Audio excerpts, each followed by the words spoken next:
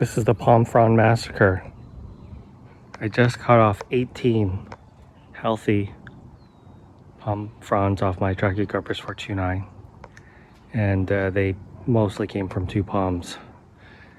So why did I do that? I'll put up an image here of the damage that was caused by the heavy wet snow that we had late in the winter, and it just bent them so badly they were touching the ground.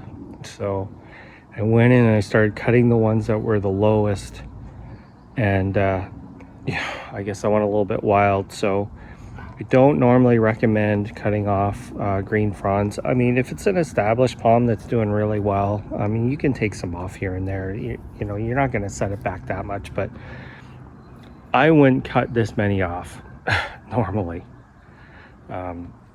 I've been waiting for them to go brown and pulling them off, and anytime there's one that's a little bit kind of hanging out weird or whatever. But 18 fronds,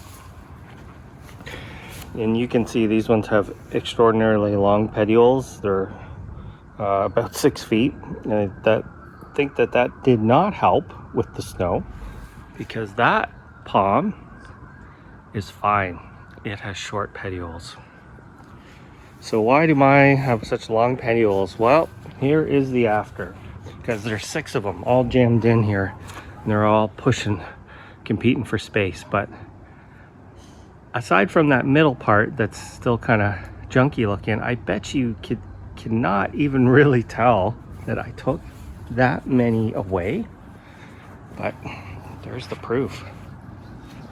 So you cannot see any of these plants.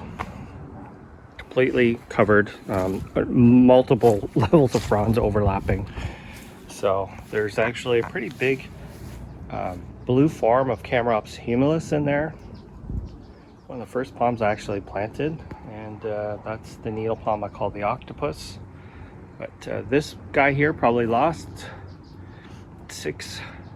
One beside it lost a couple, but this one, this real big one here, this is where most of them came off. This one just took a beating, and you can see even like there are still, you know, ones that are not.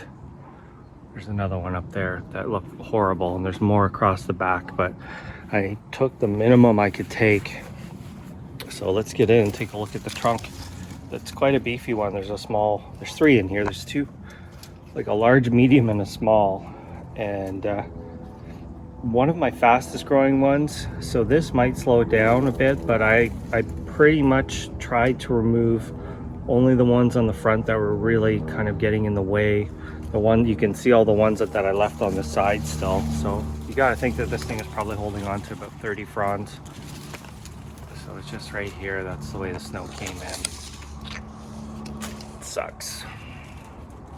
But yeah, you can see there's another one that's just wonky. I mean, there's a bunch of them like that. But in the last couple of weeks, it's pushed out 2 new fronds. So it's awake and it's growing.